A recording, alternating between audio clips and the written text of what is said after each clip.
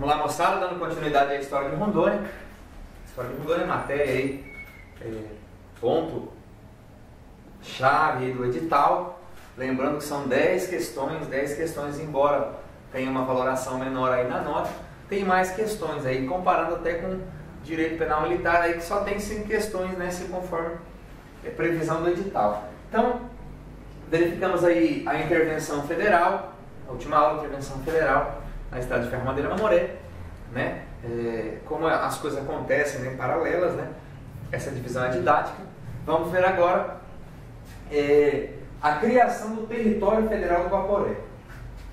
Território Federal do Guaporé. Lembrando, senhores, que até essa época, até lá era Vargas, até a década de 40 do século passado, nós ainda não éramos um território, né? Tanto que foi criado nessa época. Fazíamos parte aí do Mato Grosso e do Amazonas, né? Dessas duas áreas aí. E alguns fatores que contribuíram diretamente, especificamente aí, para a criação desse território. Uma delas foi a atuação do capitão Luiz Ferreira. A Luiz Ferreira tinha uma proximidade, uma certa proximidade, na medida do possível lá, com então o presidente Getúlio Vargas, que a essa época já estava no Brasil, imperava que o Estado Novo, 1937, né? Getúlio Vargas vai lá, né? Outorga uma Constituição, tem todos os poderes em sua mão, né? O todo-poderoso Getúlio Vargas, né? E a Luiz Ferreira tinha lá uma proximidade com ele. Então ele articulou no plano interno contatos, políticas, né? Marcou visitas aqui. Certa feita eu fiz uma viagem ali de estudo, né? Ali na Estrada de Ferro Madeira Mamoré, e foi mostrado um hotel, né? Que na época era um bordel. Inclusive foi deixado à disposição esse bordel para a visita do então presidente da República, né? Getúlio Vargas, aí, na década de 30, quando ele veio para cá. Aí, senhores, o que aconteceu? Essa articulação de Aloysio Ferreira no plano interno e a eclosão da Segunda Guerra Mundial, 1938 e 1945, no plano externo, contribuiu incisivamente para a elevação da região a território federal. Por quê, senhores? Com a eclosão da Segunda Guerra Mundial, como já dissemos, o Império Japonês invade a Malásia, invade Singapura, como invade vários países lá do Pacífico, né, do Oceano Pacífico, e a Inglaterra perde lá as suas colônias produtoras de borracha.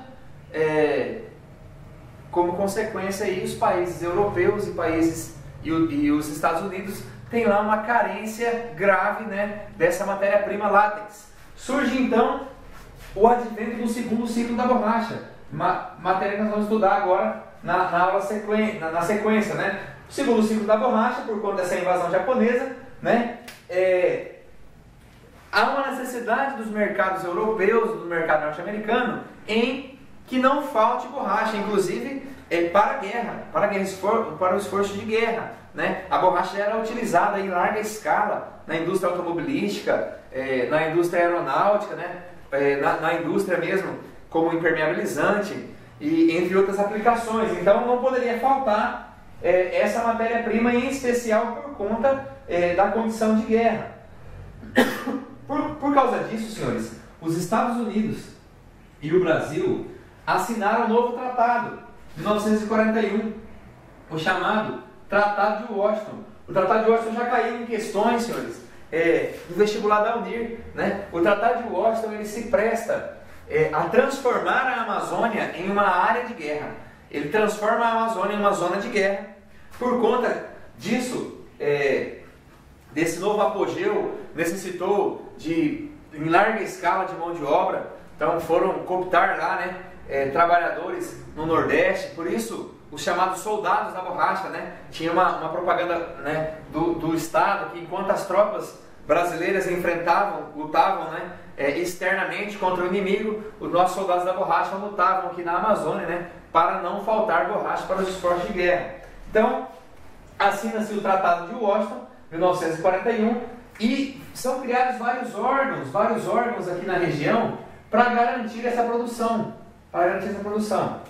Isso, senhores, faz com que haja um grande fluxo migratório, em especial de nordestinos, né, para a região, faz com que volte a circular riqueza durante esses anos de guerra aí, esse chamado segundo ciclo da borracha. Foi um período curto. Quando a gente fala ciclo, senhores, quando nós estudamos ciclos em história, em geografia, nós vamos verificar lá que nós tivemos vários ciclos, né? Primeiro ciclo da borracha, segundo ciclo da borracha, ciclo da cassiterita, ciclo agrícola.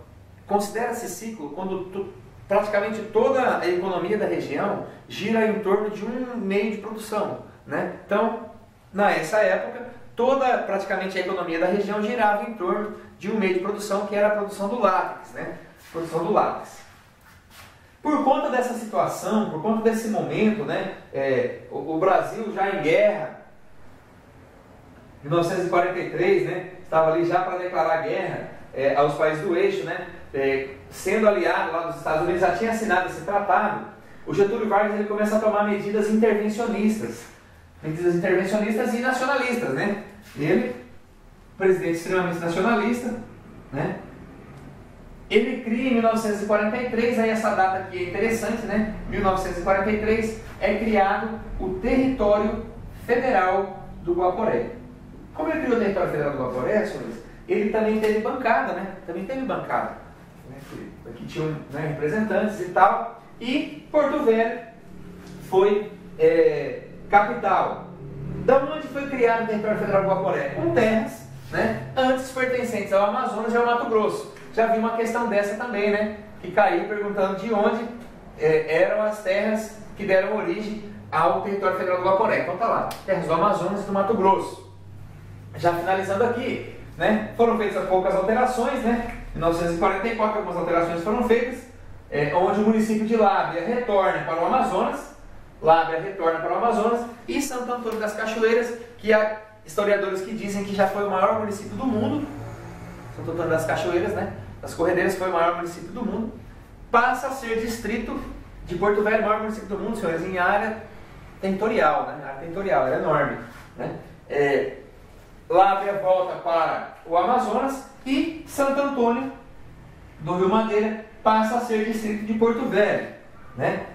Na época aqui, senhores, tinham dois grupos políticos que controlavam, né, e se alternavam aqui no poder, né? Tínhamos lá os Cutubas, chamados Cutubas, encabeçados lá por Aloysio Ferreira, e os Peles Curtas, encabeçados lá por Joaquim Vicente Rondon. Por isso que é interessante estudar a história regional, né? Você dá uma volta na cidade aqui e consegue verificar, né? Escola Joaquim Vicente Rondon, Praça Aloysio Ferreira, Estádio Aloysio Ferreira, Avenida Farquhar, né? Dá uma volta na cidade, dá pra gente verificar aí.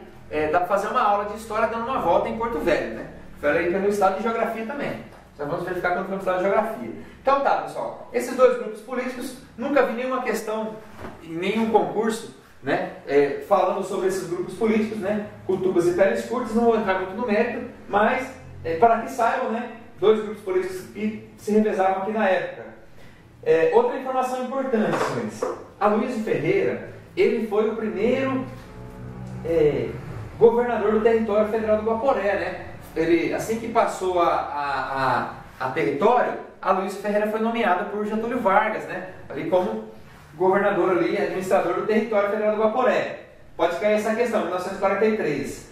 Aí aqui, gente, ó, 1956, um político do Amazonas faz uma homenagem a Cândido Mariano da Silva Rondon, né, através do projeto de lei. O Território Federal do Guaporé passa a se chamar Território Federal de Rondônia, ficando com este nome até a sua elevação a estado lá no começo da década de 80.